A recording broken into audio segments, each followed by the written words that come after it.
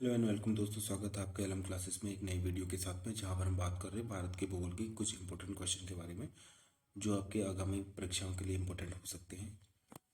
तो चलिए स्टार्ट करते हैं। लेकिन वीडियो में आगे बढ़ने से पहले जिन्होंने अभी तक एलएम क्लासेस को सब्सक्राइब नहीं किया है वो एक बार चैनल को सब्सक्राइब कर लें, साथ ही साथ नोटिफिकेशन बेल आइकन को दबाएं और ऑल पर क्लिक करें, जिससे कि आपको लेटेस्ट वीडियो का नोटिफिकेशन मिल जाएगा। तो चलिए शुरू करते हैं। आज का हमारा पहला क्वेश्चन है, भारत का क्षेत्रफल विश्व के कुल भौगोलिक क्षेत्रफल का कितना प्रतिशत है? तो आपका राइट आंसर हो जाएगा 2.4%। अगला हमारा क्वेश्चन है, विश्व की कुल जनसंख्या का कितना प्रतिशत भारत में निवास करती है जनसंख्या? तो आपका राइट आंसर हो जाएगा 17.5%। भारत के मिट्टी के विस्तार का सर्वाधिक क्षेत्रफल है जलोढ़ मिट्टी। इसका एक क्वेश्चन अलग तरीके से बन सकता है कि भारत में सर्वाधिक किस प्रकार की मृदा पाई जाती है? तो आपका राइट आंसर तब भी क्या होगा? जलोढ़ मिट्टी होगा। क्वेश्चन नंबर 4 है, सर्वप्रथम इंडिया शब्द का प्रयोग भारत के लिए किस भाषा में किया गया था? तो आपका राइट आंसर हो जाएगा ग्रीक। ठीक है। कौन सी नदी उड़ीसा में अपना डेल्टा बनाती है? तो महानदी इसका राइट आंसर हो जाएगा। भारत किस गोलार्ध में स्थित है? Question number 6। तो आपका राइट आंसर हो जाएगा उत्तरी और पूर्वी गोलार्ध में ये स्थित है। असम राज्य में परिचालित रिफाइनरियां की जो संख्या है वो कितनी है? तो आपका राइट आंसर इसका 4 हो जाएगा। 4 रिफाइनरियां हैं। अगला क्वेश्चन है, भारत की उत्तर से दक्षिण तक की लंबाई कितनी है? तो इसका राइट आंसर हो जाएगा 3214 किलोमीटर। भारत की पूर्व से पश्चिम तक की लंबाई कितनी है? तो आपका 2933 किलोमीटर। बेसिक ज्योग्राफी की क्वेश्चन है। ठीक है। जोग जलप्रपात किस नदी पर बनता है? तो स्थित है या बनता है? तो शरावती नदी इसका राइट आंसर हो जाएगा। भारत की तट रेखा की लंबाई कितनी है? तो ये 6100 किलोमीटर हो जाएगा। भारत में समुद्री गाय बायो रिजर्व क्षेत्र में पाई जाती है। किस क्षेत्र में पाई जाती है? तो मन्नार की खाड़ी में ये पाई जाती है। क्वेश्चन नंबर 14 है, द्वीपों सहित भारत की जो तटरेखा की लंबाई है वो कितनी है? तो ये आपका राइट आंसर हो जाएगा 7516.5 किलोमीटर। 7516.5 किलोमीटर इसका राइट आंसर हो जाएगा। क्वेश्चन नंबर 15 है, हरियाणा में प्रसिद्ध पक्षी अभ्यारण्य कौन सा है? तो इसका राइट आंसर आपका हो जाएगा सुल्तानपुर पक्षी अभ्यारण्य। क्वेश्चन नंबर 16 है, भारत का ध्रुव दक्षिणी भाग भूमध्य रेखा से कितनी दूर है? तो आपका राइट आंसर हो जाएगा, कितना हो जाएगा? तो इसका 876 किलोमीटर ये आपका दूर है। सदाबहार किस्म के जंगल कहाँ पाए जाते हैं? तो भूमध्य रेखीय क्षेत्र पर ही सदाबहार प्रकार के वन पाए जाते हैं। भारत के किस राज्य की तट रेखा सबसे लंबी है? तो गुजरात का हो जाएगा 910 किलोमीटर इसका राइट आंसर हो जाएगा। शब्द स्टेप किस बायोफील्ड से जुड़ा हुआ है? तो आपका घास के मैदान से ये शब्द जुड़ा हुआ है। क्वेश्चन नंबर 22, भारत के किस राज्य की तट रेखा सबसे छोटी है? तो आपका गोवा इसका राइट आंसर हो जाएगा। क्वेश्चन नंबर 23, सूर्य की ऊर्जा का स्रोत किस प्रक्रिया में है? तो इसका राइट आंसर हो जाएगा परमाणु संलयन।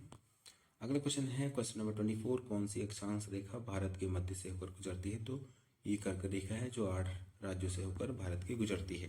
क्वेश्चन नंबर 27, भारत की किस नदी में अंतर्देशीय जल निकासी है? तो आपका हो जाएगा लूनी नदी जो राजस्थान में बहती है। भारत की मुख्य भूमि का दक्षिणी नोक क्या है? तो इसका हो जाएगा आपका केप कैमोरिन, ये राइट आंसर हो जाएगा। ठीक है। अगला क्वेश्चन है हमारा, सतपुड़ा और विंध्याचल के बीच में कौन सी नदी बहती है? तो इसका राइट आंसर हो जाएगा नर्मदा नदी। भारत का सबसे दक्षिणी बिंदु कौन सा है? इंदिरा पॉइंट हो जाएगा इसका राइट आंसर।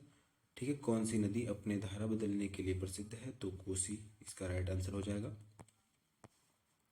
ठीक है, कोसी नदी इसका राइट आंसर हो जाएगा। अगला हमारा है, किस नदी को दक्षिण की गंगा कहा जाता है? तो ये गोदावरी इसका राइट आंसर हो जाएगा। क्वेश्चन नंबर 34 है, आदम का पुल किन दो देशों के बीच में स्थित है?